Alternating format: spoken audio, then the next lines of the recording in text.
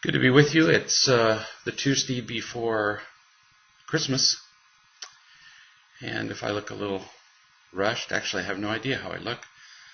Normally Donna helps me get ready for these, at least looks at my hair, and we've got like 14 people here visiting from out of town, and Donna's not here. So at the last possible second,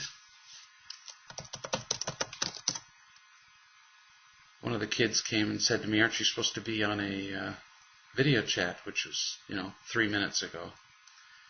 So a bit of a rush. I'm going to wait to get some confirmation that people are receiving their video.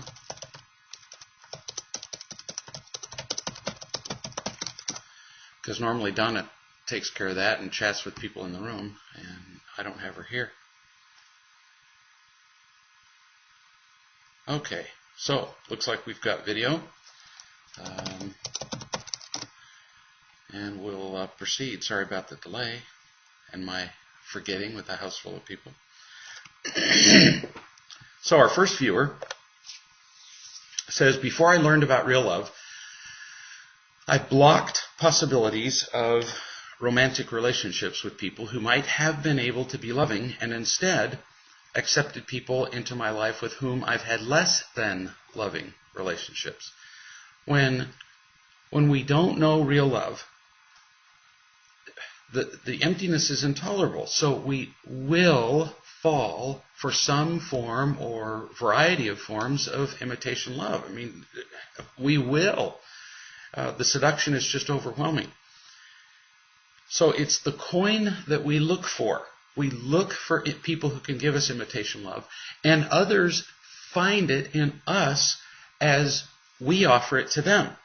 So what we do is we give it, we attract others by giving it, and we look for it from them. And so, when you hear phrases like, why are there no good men out there?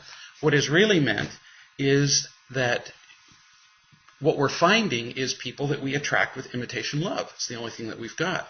So the problem isn't with the people, it's with the way that we look for love, and we're not looking for the real thing. You continue. Maybe it's worse than that, and I haven't ever known men who can love me at all. I'm not sure. And there's some truth to that. In the first place, there are very few people who are capable of giving real love. And the second is that even if there were people out there, well, and there are, but the few people that are out there who can give real love, you wouldn't attract them to you because you're so familiar with giving imitation because you've never known the real thing. You go out there fishing essentially with the wrong bait. And so people who really know what real love is would not be attracted to somebody who's offering imitation. It wouldn't seem attractive to them. And three, if you offer real love, even though it seems like there aren't very many people who can give it, there is a vast number of men and women who would develop the ability to give real love if only we would give them a chance. So if we would attract these people into our lives by telling the truth, we would discover that there are a great number of people who are capable of giving real love that we were previously unaware of. So it's all about what we do in the initial process of dating, whether we try to attract people with imitation love or whether we're telling the truth. You continue. I can see that I have chosen unavailable men. And now I'm beginning to see that I have used protecting behaviors to keep people from getting too close because the men many times want to take away my choices. Now, I want to comment on a couple of things that you said here. You say that I have chosen unavailable men, and I assume that you mean like emotionally unavailable men. Many men do the same thing, choosing emotionally unavailable women. I talked to a man several months ago who said, all of the women in my life have been emotionally unavailable. And I'm thinking, that's an interesting pattern. If you are attracting emotionally unavailable women, there's no chance that you are being true emotionally to these women. There's no way that you're being unconditionally loving. He said, oh, yes, I am. So he asked me to counsel him and his girlfriend. And it turns out he had no clue what emotional availability was. None. He defined emotionally available as a woman who would do everything that he demanded of them. He called that emotional availability. And it turns out that, in truth, he was the one who was completely emotionally unavailable. Refused to tell the truth about himself. So, you're right. We keep attracting the same thing over and over. And again, it's because we're using the wrong attractant, the wrong bait, if you want to compare it to fishing. And then you talked about how men many times want to take away your choices. I'm sure they do, but you have to remember that this isn't a one-sided thing. They can only do that if you let them. So you would allow a man to control you in order to get the safety, the praise, the whatever it is that you want from them. So it's pretty common for people to talk about being used or controlled, when the truth is that it's always a trade. There's always something that we get out of a terrible relationship, or we wouldn't be doing it. Then you continue. The longest my relationships lasted have been for 4 years, and then I get really irritated and push people away. Well, of course, because in the beginning, the trade with imitation love is very gratifying, and then when it becomes less than satisfactory, not because they quit giving you imitation love, but because the effect of it wears off, then when it becomes unsatisfying, well, then you become irritated, push them away, and look for somebody else, regrettably, to do the same thing. So the only thing that's going to change this pattern is if you learn how to really tell the truth about yourself and recognize people who are willing to do the same. And you really do seem to understand all this already, because you say, this says to me that I need to learn to be more loving myself. True. This is a new revelation to me, and I don't exactly know what's up with that and how to change the scenario. So you need practice with not finding a relationship. Don't even think about that at this point, because if you do, you're just going to find somebody who's just like all the other men. You need to learn to tell the truth about yourself and get unconditionally loved by other women. You need to figure out what real unconditional love is from somebody who is not, and no way would be, in an exclusive or sexual relationship with you. Then once you figure out what real love is, then you can start entertaining the possibility of looking for that same kind of real love from a potential exclusive partner. But boy, you don't want to be in a hurry to do that. You want the women that you're with to tell you that you're ready to go out and look for a partner before you go doing it yourself. I would suggest that, a minimum of 6 months of being unconditionally loved by women before you even think about a long conversation with a man. It just becomes too tempting to fall into the pit of imitation love and trading when you've been doing it all your life, until you are sufficiently familiar with real love. Here's somebody who says, regarding dating, I get asked out frequently, and I grapple with how to handle it. I know that I can be very judgmental and have unreasonable standards because that's how I am with myself. So, you're a judgmental, critical person. Since I rarely meet my own standards, I know I can put a great deal of pressure on my partners or even potential partners. This is a protecting behavior that I use a lot. So there's a lot you need to learn about dating. And I would suggest, obviously, reading the book, Real Love and Dating. But the short version of that is that the standards that we have about potential partners are almost always standards of imitation love. You talk here about how you have unreasonable standards. Those are almost always things about, they need to be smart, they need to be making so much money, they need to look a certain way, and on and on and on. Those are all criteria for getting imitation love from somebody. It becomes much easier to pick a partner when we keep the standards very simple. And we say, what's really going to matter in the long run? Real love is all that's really going to matter. So I'm going to look for a partner who's capable of being truthful. And another way of saying that is, I'm going to look for a partner who can easily be wrong. I have talked to so many couples, married and not, and if they're not married, and one of them absolutely will not be wrong. I ran into one of those just the other day. He refused to say he was wrong about anything. And after trying to work with this couple for several days, she said to me, "So what do you think?" And I said, "Get out. Get out right now." Because in all the conversations I'd had with him, he wasn't wrong about a single thing. Nothing. He could tell the truth brilliantly about how she had fallen down, she'd hurt his feelings, and she wasn't giving enough, and she should do this, and she... But when I said, "So what's your part in this? What have you done wrong?" Well, he couldn't think of a thing. Really. He couldn't think of a single thing. That's pretty scary. So the ability to be wrong, the ability to tell the truth about yourself, that's a quality you want to look for in a partner. And their desire to become more unconditionally loving. You don't want to look for somebody who's already unconditionally loving because, boy, that's asking a lot. But if you can find a partner who's willing to be honest and is working toward being unconditionally loving, oh, well, that's just plenty.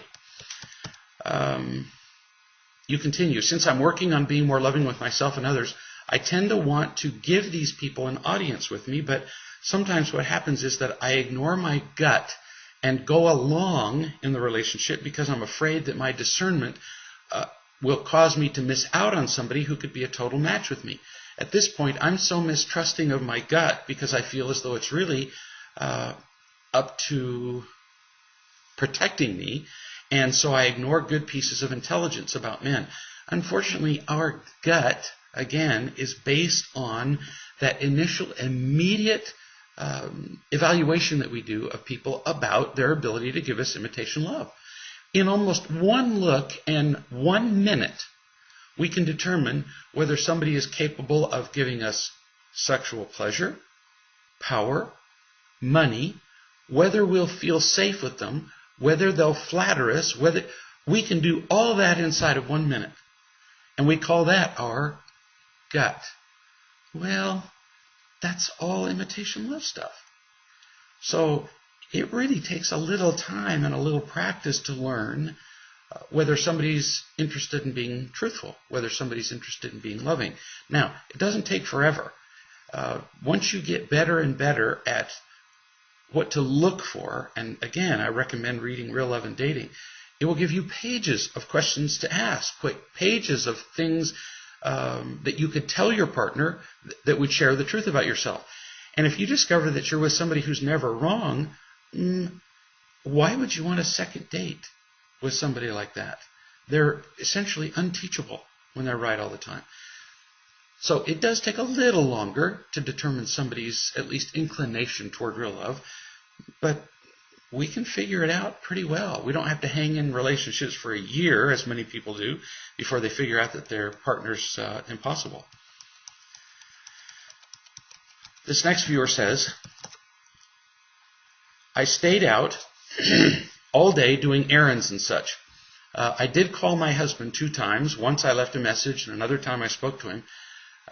When he finally got a hold of me, he said he was worried, and he had called around looking for me. I feel that he's upset that I didn't plan the day better or call him sooner. Is there more that I can do now to make him feel better? If you're in a committed relationship, like in a marriage, and you referred to him as your husband,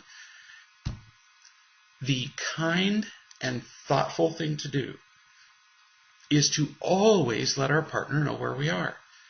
I virtually don't go from the top floor of our house to the bottom without telling Donna where I am, because I don't want her to have to spend the time, effort, concern, anything to ever have to find me. So I make myself available. I let her know what I'm doing. I keep myself available on the cell phone. I do whatever it takes so that my best friend in the world, my partner, the other half of me, knows what's going on. I don't call home because I'm on a short leash, because I'm on a string, because I have to call home, because I should call home. No, I always call home when I'm going to be longer. I go some other place because I care about her. Why would I ever want to make her wonder where I am?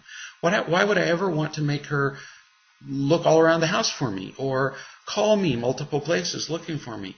It's just a kind and considerate thing to do, and apparently you did not do that. So now, how do you make things right? You just tell the truth about yourself. You don't need to grovel. Even an apology is kind of optional. What really matters is just saying, I really screwed that up. I care about you more than anybody else, and I should have let you know where I was, and I didn't. I wasn't thinking about your feelings when I didn't call. It'll be over. He'll be floored. He'll be stunned. Just in your telling the truth about yourself, you're not defending yourself at all. That alone, putting down all the knives and guns and swords and all the defenses and just telling the truth, that is a loving act. So try that with him, and I think you'll really be glad that you did.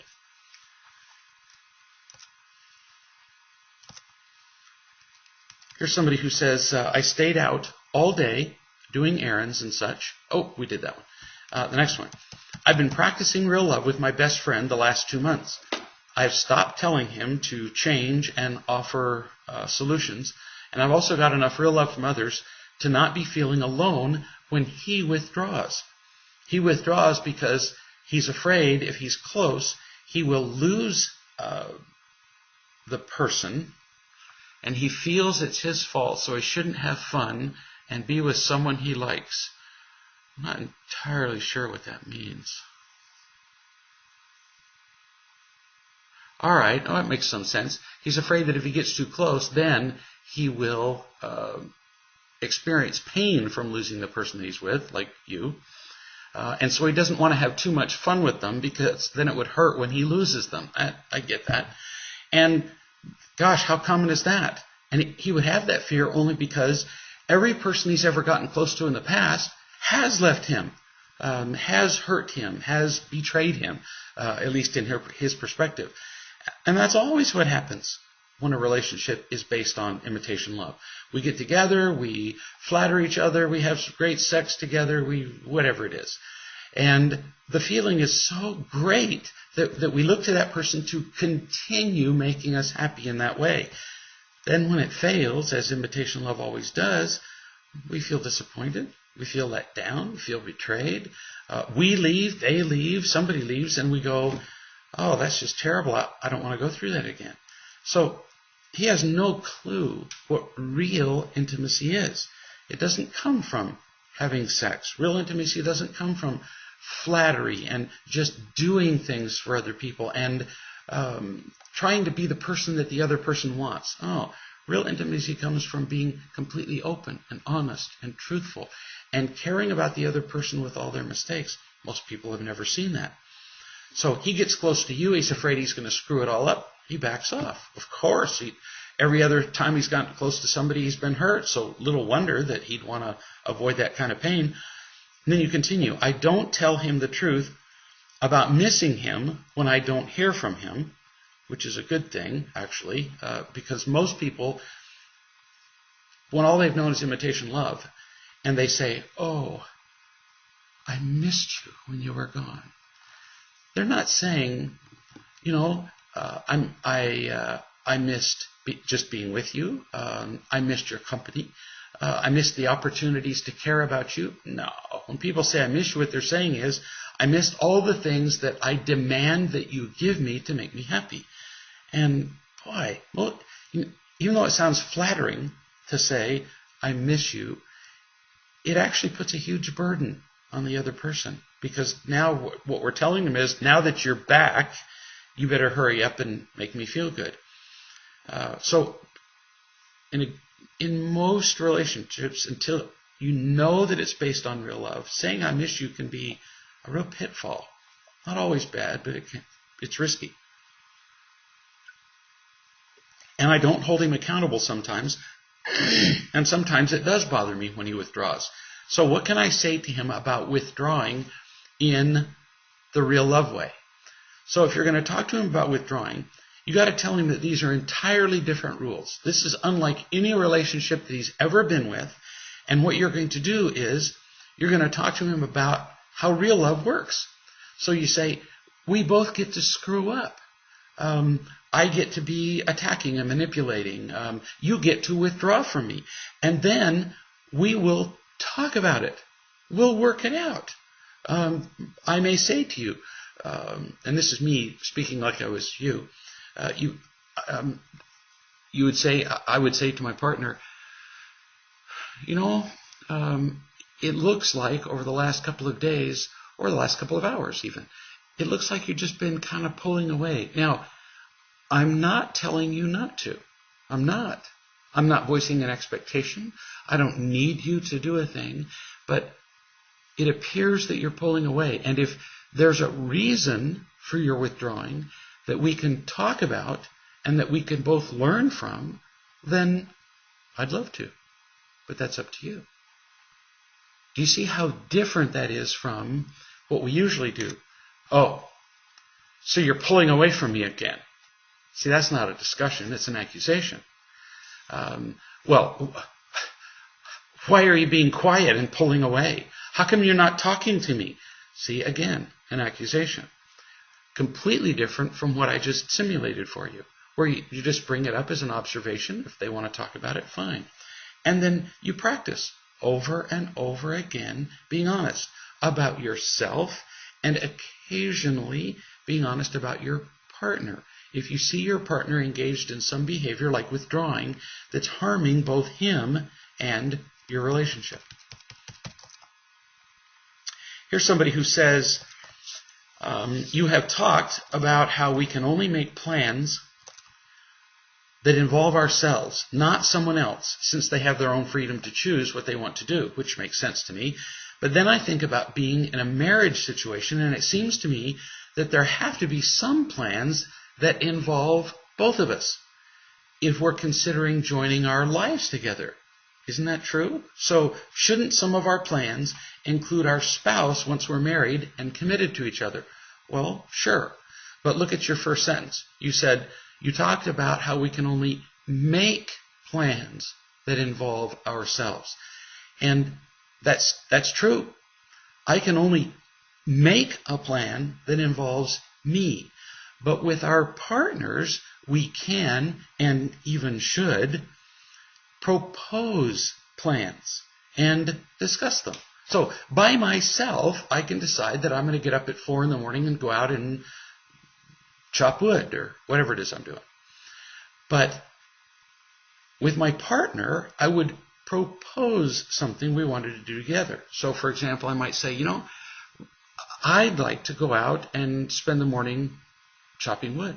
I'd like to have you come out with me. You wouldn't even have to chop if you didn't want to, but I'd love to have somebody to talk to while I was working. Then she could say, well, I'd kind of like to get some shopping done today. Well, I'd say, I hate shopping, but I would like to be with you. So what part of what I'm going to be doing outside would you like to be involved in? And then I'd like to spend an hour of shopping with you, even if you're going to shop for 4 hours. And see, between the two of us, it's not a compromise. I don't say, okay, I'll go shopping with you if you go outside and chop wood with me. No, that's not real love. I say, here's what I'm willing to do. I would love to go shopping with you for an hour, even if she's going to be shopping all day. And then I say, now, is there any part of what I'm doing that you would like to do?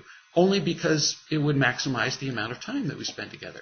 See, that's proposing a plan rather than making it and setting it or requiring something of my partner.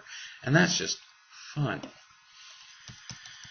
Here's somebody who says, I've been married for 23 years, and I have 4 great kids. I was raised in a single-parent family. My father left when I was a baby, and I've never had any contact with him. My mother is very strong-willed and controlling, and we've always had a difficult relationship. Early this year, we had a falling out, which I believe precipitated an episode of depression for me. For the past 18 months, my husband has worked and lived during the week in another town and comes home on weekends, which is a really stressful thing for a relationship. I always felt we had a great relationship, but while going through my depressed episode, I became aware that he was withdrawing, that he stopped saying I love you. He stopped being affectionate, although the sex continued. And when I tried to find out what was wrong, he would either give me no answer or cryptic answers. He also started saying weird things to me like, I could just be dead in a box in 5 years. That's a little weird. Or, if you need to move to another city for work, just go ahead and do it. Again, that is a strange thing to hear. And all of this is understandable and common. When the imitation love runs out, it's frightening. And then you feel depressed. Then he withdraws. Then you feel more depressed. Imitation love is a very fickle mistress. Makes us happy for a minute and then poof, gone. And now he's looking for a way out. That's why he's saying these little things. You can go ahead and move to another town if you want to. I might be dead in a box. I mean, he's just laying the groundwork for disappearing on you. Then you continued. He works closely with a female colleague, and they often travel to conferences and so on. My instinct told me that something was going on, but when I confronted him, he denied it. Well, anybody who's asked about an affair denies it.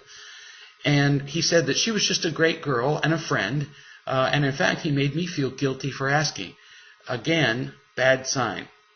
When you can't answer a question just straightforward and makes you feel guilty, something's usually not right. But when I asked him how he felt about me, his answer was vague, or he refused to answer. All these terrible signs. And if he's not feeling real love in his life, and the imitation love between the two of you has worn off, well, duh, he's going to go looking for it someplace else. Eventually, he said, I love you, but I don't think I'm in love with you anymore, which is very often a kiss of death in a relationship. And in very heated moments, he would say, I think it's over. In hindsight, I know I was panic-stricken and probably pushed him too hard because I wanted to keep him. I said that I wanted to work things out and move forward, and he said, but remember, it might not turn out the way you want. Oh, boy, he's being actually quite clear to you, even though he's being cryptic and not saying it directly. He's telling you he has little desire to work out a relationship with you. But he would be open to the possibility that you might work some miracle and make him happy again. In other words, he's willing to be just passive and let you make everything great, but he's not willing to invest much. A couple of months ago, I received an anonymous email through Facebook that said, just a friendly warning, watch your husband with, and the initials of his female colleague. So I looked through my husband's things and found that he'd been writing a journal, which confirmed my fears. He said he no longer loved me, but he did love her because he could be himself, and she was fun. Now, forgive me for laughing, but when he says, be himself, nah. I mean, it's not about being... I can promise you that when he's with her, he's not himself. He's buying imitation love from her by being who she wants. Now, he's having more fun, sure, but that's not really being himself. Being ourselves means we tell the truth about all of us. Our lying, our hiding, our deceit, our mistakes, our flaws. You think he's telling her all that? No, he may be telling her about his pain or his emptiness, but that's just, one small part of his life. So what he's really saying is that he's getting a greater reward for his getting behaviors than he's gotten from you lately, which is unavoidable because the effects of imitation love always wear off. He's really telling you he's found a fresh source of imitation love. That's what affairs are all about. You continue. It was totally negative, the journal, about me and didn't take into account what I was going through. I have not revealed what I know to my husband for several reasons. One, journals are personal. I feel guilty about reading it. Two, in view of our problems, it may be just an infatuation that he has with the other woman. Well, let me deal with these one at a time. Journals are personal. Yeah, and on the whole, we ought to stay out of our partner's everything. We ought to stay out of our partner's journals, emails, letters, everything. I wouldn't read Donna's journal if it was laying open on my desk. I don't read her emails if they're accidentally sent to me. It's just a matter of respecting her. On the other hand, she wouldn't hesitate to let me read her journal, letters, emails, all of it, because she's open about who she is. However, if you're reasonably sure your partner's having an affair, which, my goodness, he's given you many indications of, and then he says, well, no, I'm not having an affair, and then defends the other woman, that'd probably be enough reason to read a journal, even though it's violating their privacy. You say, in view of our problems, it may be an infatuation with this woman. Well, yes, but an infatuation with imitation love is enough to cause people to completely ignore and run from their marriage. So, yeah, an infatuation, but in this case, a deadly one. 3, fear of confrontation. Well, honey, there's no way you're going to make things better in this relationship without some confrontation. And 4, he may well be trying to see if things work out with us. Well, kind of in a passive way. He's told you a number of different ways he's not going to do any work.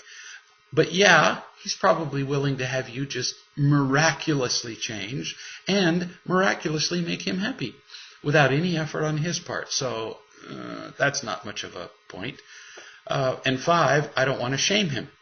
But I feel like I was totally let down and he broke my trust and made choices behind my back. Well, yeah, he did all that.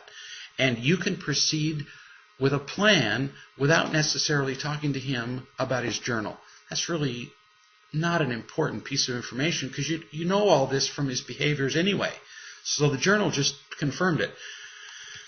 I don't believe it's a physical affair, you say, but rather an emotional one. But then again, when I asked him if he was in love with somebody else, he said no, so he lied. You have no clue whether he's having a physical affair. None. He'd lied to you, you have no idea. And it's not really all that relevant. He's cheating on you. He's having an emotional affair with this woman. He's already, pretty much halfway out the door. And whether he's had a physical affair is, a minor point. One last thing you say. He has said to me that he wants to see if there's a spark, which I feel puts, he wants to see if there's a spark, which I feel puts incredible pressure on me. I feel like I'm on trial. Honey, you are on trial. He's judging everything you say and do now. He's comparing you to the other woman. He's comparing you to the past. He's wondering if you're going to work this great miracle that's going to change your marriage around because he's not going to do anything. So it's a really passive waiting on his part and lazy. And if you try to compete with this other woman on the field of imitation love, like if you were to suddenly start offering more sex, more attention, you wouldn't stand a chance because she's a fresh source of imitation love. And I tell you, a fresh source of imitation love will beat an old one every single time. So don't even think about that. You're going to have to change fields entirely. Get off the field of death and play on the field of life and start telling the truth about yourself. Like completely. Thoroughly immerse yourself in real love. Read the books. Participate in the conference calls. Learn to feel unconditionally loved by other women. Tell them what you're doing wrong and what you have done wrong in your marriage until you can get to the place where you can tell him how you have not loved him unconditionally and how you're willing to learn to do it differently. You're going to have to show him with your behavior, not just with your words. Tell him what you've learned. Tell him, wow, I can see I've really been selfish with you by not doing A, B, C, D, E with you. I can see how I have been failed to be unconditionally loving by attacking you, criticizing you, being impatient with you. Well, read any of the books. They'll give you a long list of various getting and protecting behaviors, and you'll be able to tell him how you've probably done all of them and how you recognize that those behaviors and your inability to love him unconditionally have driven him away. Tell him the truth. Now, I'm not telling you that this is going to keep him, but at this point, it's the best step you can make. I screwed up, honey. And now I believe it would be worth our working out a real relationship in our marriage with these new principles. But that's up to you. You can't persuade him to stay if he doesn't want to. If he's out the door and he's decided to go, he's probably going to go. But if he's on the fence, as you tell the truth about yourself, you might be able to spark some hope in him that your relationship could be better than it has been. It's worth a shot. But the journal, irrelevant. You don't need that piece of information, is all I'm saying. A friend of mine, this next viewer says, gave me your book to read and suggested that I email you. I've been married for 14 years. We have 2 kids, 13, 14. We were married very young. I've noticed that as my kids have grown, my husband and I don't communicate much, and our relationship is pretty much just sex. I would say the same thing to you at this point that I said to the viewer before you. You know, in the absence of real love, it goes to imitation, and then that fails. This pattern is very common. And the fact that the sex continues is just an indication of what a powerful source of imitation love it can be. So all the other forms of imitation love have worn off, but you know, your husband is saying to you with his behavior, well, at least during sex I feel some sense of being worthwhile. I feel some physical pleasure. So he's still getting a little bit out of it, but even that will fade over time. You continue, I feel that I need the emotional connection with him, and I told him that, and he just laughed, saying, I'm not one of your girlfriends. That must have been a little discouraging to hear. We spoke last Sunday about filing for divorce. I don't want to get divorced, but I think separation might be a good idea. He disagrees and says either we stay together or we file for divorce. I would tell you almost the same thing I told the last viewer. This guy's almost out the door. Tell the truth about you. Tell him how you have not loved him unconditionally. Tell him all the different ways in which you have not loved him unconditionally. And then you tell him what you're learning. You say, I've learned this about myself. I talked to a wise friend today, and I learned that I've been unloving in this way toward you. I've learned that I could be more loving if I did this, and I'm going to try to implement that in our relationship. As you tell him these things, you are being emotionally intimate with him. And then you give him an opportunity to share with you. Whereas if you just come to him and you say, I need more emotional intimacy. I mean, to a guy that's saying like, you know, I wish you'd quack like a duck and speak French. It just doesn't make any sense to him. He doesn't even know what emotional intimacy looks like. That's why he says, I'm not one of your girlfriends, because he can't imagine a guy doing that. Any guy. He's never seen a guy be emotionally intimate. So when you say you want more emotional intimacy, it doesn't even compute in his head. You're going to have to show him what it is, which involves you telling the truth about you. You telling little things you've learned about the mistakes that you've made. And then, I would suggest you read Real Love and Marriage. Bit by bit, gradually, very gradually. You might even say to him, you ever notice that you do any of these things that I've been talking about? And how they've affected the way you feel. You cannot start off saying, all right, so I've told you the truth about me. Now you tell me the truth about you. That's going to go over poorly. But you can, after being truthful about yourself, a lot of times say, does any of this ring a bell with you? Just that casually. And if he says, no, I don't know what you're talking about, then you just move on and keep telling the truth about you. Eventually, it's very likely that he'll notice some of the things he does. Or at some point, you might say to him, I've really enjoyed what I've been learning. Have you seen a difference in me? That's another way to get into an emotionally intimate discussion. If he says, well, yeah, I've seen some difference. Then, and this is only after you being truthful and being intimate with him for months, then you might say, I learned a lot of this from some books I've been reading. Would you be willing to, for 10 minutes a day or every other day, let me just read to you a little bit out of the book? And even then, as you read to him out of the book, you might read him a passage and then say, I do that with you, whatever mistake it is, rather than demanding that he be truthful about himself. It's going to be a long time before you can expect him to be honest with you. You would have to be a leader in this regard. Whether that's fair or not, it's irrelevant. Here's a viewer who says, my eldest daughter is 19. She has a habit of being irresponsible because we had done most chores for her while she was little and while she was in her early teens. So she often got away without finishing the chores being assigned. In the process, I was angry at her a lot.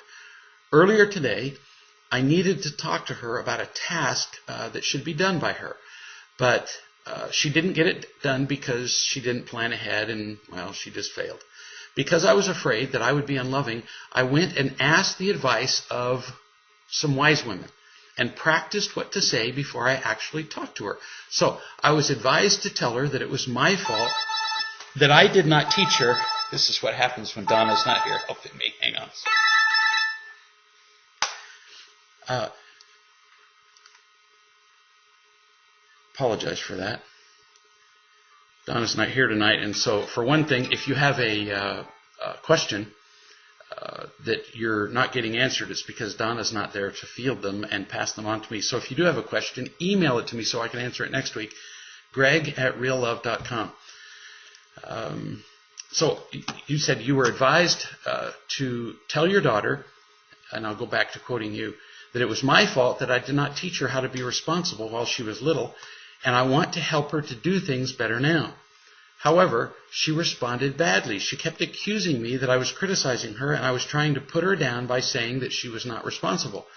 I'm sure I did not have irritation, so I was puzzled by how she behaved, why she got emotional, why she attacked me, why she started crying. She also blamed me for not being a compassionate mother and turned everything I said into an attack. I've heard that there should not be teaching when there's not enough love. So do you think that's the major reason why she behaves so emotionally? If so, what should I say or do next time? I want to love her right, but I'm afraid that I'm doing more damage than good.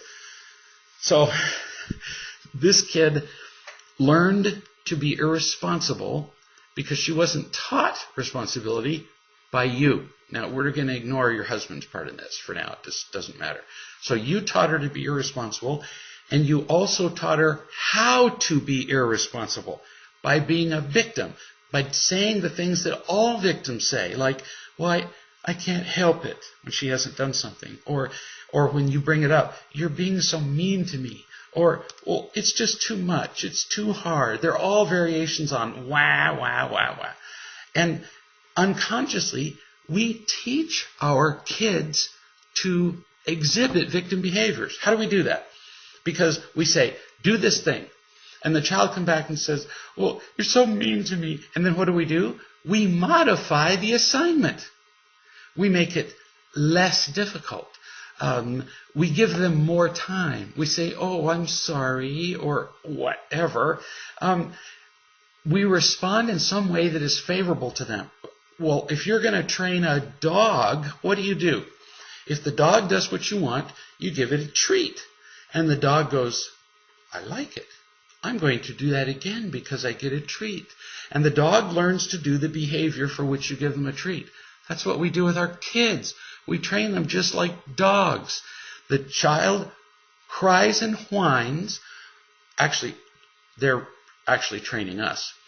The child cries and whines, and we give them what they want. We become the dog exhibiting the positive behavior. And then the child smiles at us and likes us more. They give us the behavior that we like. We're both training each other to do this horrible behavior because the child doesn't want to work, the child doesn't want to be criticized, and we don't want to hear their anger. So everybody's going for the least common denominator, the safest, easiest, laziest thing. And so we don't require them to be responsible. They aren't responsible. They come up with excuses for being responsible, and they learn to be victims in the process. Then we wonder later, when their crying becomes louder because they become better at it by the time they're teenagers, and we wonder, well, how did they get to be like this? Because we train them to be like that. And because they trained us to be like we are. It's sad and pathetic. And nobody even realizes that they're doing it. But it just dooms everybody. So now here you are. You're trying to do the right thing. And you took responsibility for your part in it, but she didn't even hear that. All she heard was that you were telling her she's irresponsible. And then she said to me, well, you're just telling me I'm irresponsible. And then what do? You back off. You go, oh, well, I'm sorry, I didn't mean to tell you that. Yeah, you did. So when she says to you, well, you're just telling me I'm irresponsible, you say, yes, that's exactly what I'm telling you. But see, you don't do it with the old anger. You say, yep, I am telling you you're irresponsible. Now the difference is that in the past, I used to get irritated at you about this, and I was wrong to do that. However, you are still being irresponsible. So the subject right now is your lack of responsibility. If you want to talk more later about how I should have kept teaching you, about how I should have taught you responsibility earlier, about how I've been angry at you at times, be glad to talk about those subjects later. But the subject now is you being responsible. A responsible person, 19 years old, you're kidding me. A 19-year-old simply does what is assigned. And if she's living with you at home, well then, honey, she ought to be earning her keep in a lot of ways. If she says she's going to do a thing at 19, chronologically, she's supposed to be an adult. And so you tell her, we should be able to hold you accountable for your behavior. And what you want is to just simply not do an assignment, and then you want me to bear responsibility for your behavior. And that's just not how it goes. So all of her life, she has not been held accountable. She's not been responsible. And all she can hear now is that somebody's going to hold her accountable. She's going to have a fit. Of course she is. Because now you're going to lay burdens on her she's never really had to shoulder. And so she's going to accuse you, and she's going to be hateful and angry. And you have to insist on her being accountable. No matter how much crying and whining, you say, yes, I was not wrong not to do this sooner, but we are going to deal with this now. I know a man who's, interestingly, also 19-year-old daughter, same age as yours, had never been held responsible. He learned finally what responsibility was, and he started to hold her accountable. His daughter went insane. I mean, crazy, yelling, screaming, calling him horrible names, telling him what he could do with himself. It was awful. We just kept talking, her father and I. And he just kept going back to her and saying, I understand that you're angry. I understand that I've made these mistakes. And now we're back to the subject of the hour, which is your lack of responsibility. She finally got to where she was off at college in a private school. She'd been a pampered princess all of her life. Never had to do any work, never had to be even accountable for how she spent money, had a family credit card, the family car, private education, everything. And he just calmly informed her that if she would not be responsible in the ways that he required of her, she would be dropping out of school the next semester. And I told him what she was going to do. I said, first she's going to be very nice to you. Sweet and kind. And then when it becomes obvious that you are not going to cave in, she's going to become nuts. Screaming, yelling. Sure enough, she was nice to him at first. Oh, Dad, I didn't mean to. And of course he's laughing because he's going, this was predicted. This was prophesied. And when he said, no, you have to keep up to these standards of responsibility if I'm going to pay for your schooling, she just unloaded a truck on his head. And he just kept repeating, when you're ready to be responsible, then you can go to school. So she'll be missing her next semester of school. She's just going to miss it entirely because she didn't believe him. It will be painful.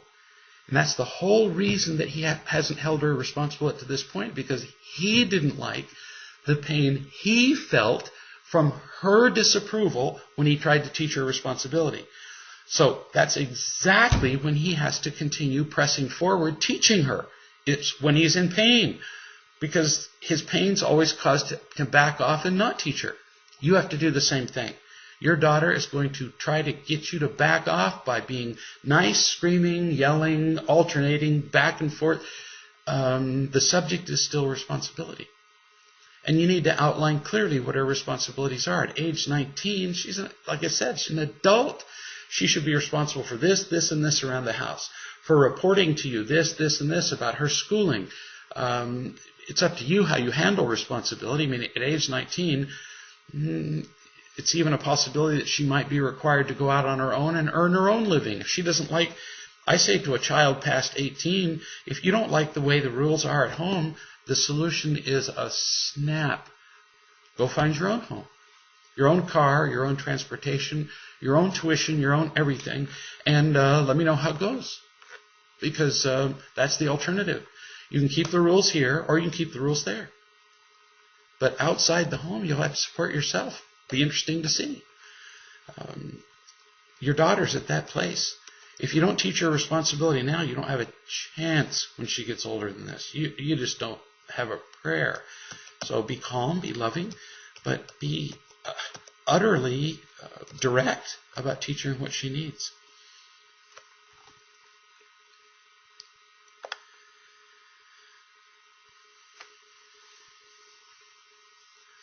Let me see if I can pick a question off the live chat. It's hard to do because Donna's not here to edit things for me. Here's somebody who says, my husband and I have agreed to meet for 30 minutes a day to discuss truths, schedules, spend some time connecting together. Most days we don't actually meet for our scheduled time. I've brought it up several times and discussed ways we can make it work. The realization I just had is that I have not lovingly pursued getting together at 8 o'clock because if he doesn't bring it up, then it gives me justification in my crazy little mind to not have to be my best. I don't like playing the victim. My new plan is that I'll lovingly let him know that I'm available to meet and then head into the other room. If he chooses not to join me, then I'll use that as 30 minutes to study real love or make a call. Most of the time, when people say, we've agreed to 30 minutes and then it doesn't happen, they're really not doing what it takes to make it happen. They say, we're going to meet tomorrow at 8 o'clock. Okay, but then they're not at the appointed place, at the appointed time, and then they don't say to their partner, okay, I'm here, I'm ready to start. What they do is they look for excuses not to start. Because these can be potentially difficult discussions. In these discussions, we will be held accountable for our behavior, and we'd rather postpone it. And so we may say things like, so, do you want to meet tonight? Do you know what that really means? If you've already set up an 8 o'clock time and you say to your partner, so, do you want to meet tonight? You're looking for a reason not to meet. Or if our partner says, I'm feeling kind of tired, then you go, okay, well, let's put it off. Well, it's the most important thing you'll ever do in a day. You are looking for a reason to not meet. If a thing is important, if you have chemotherapy scheduled for your cancer at 8 p.m. every day, you'd be there. You'd be there if you were tired. You'd be there if something else came up. You'd be there if your favorite television show was on. You'd be there if you were late getting home from work. You'd be there. Until we regard our relationships as that important, they won't change. And we have to give our partners a break. If our partners are, and I'm just seeing it from my own point of view, if my partner is consistently avoiding having a discussion with me, what would the reason be? Because I've made every other past discussion with my partner so unpleasant, so unproductive, that she wouldn't want to be there. That's what she's telling me. If I was really being honest in these 30-minute meetings, and I was being loving and open and saying, man, let me tell you how I've screwed up, you think my partner wouldn't be there? If a thing is pleasant, people will do it. If people feel loved, they will be there for that activity. So when our partners don't respond, we have to look to ourselves first. There are exceptions when our partners just don't want any part of changing or a loving relationship, but that's not the most common reason. It's almost always about me. So thank you all for putting up with my numerous mistakes here this evening, not having my partner here. She's down at the airport picking up a couple of more kids who are joining us for the big family bash here for Christmas. So I apologize for the technical and other mistakes that I've made, and look forward to being with you again a week from today, which will be between Christmas and New Year's. Between now and then, if you had a question that wasn't answered, or if you have another one that comes up, email it to me at greg@reallove.com. And between now and then, remember that it's always about real love. We'll see you in a week.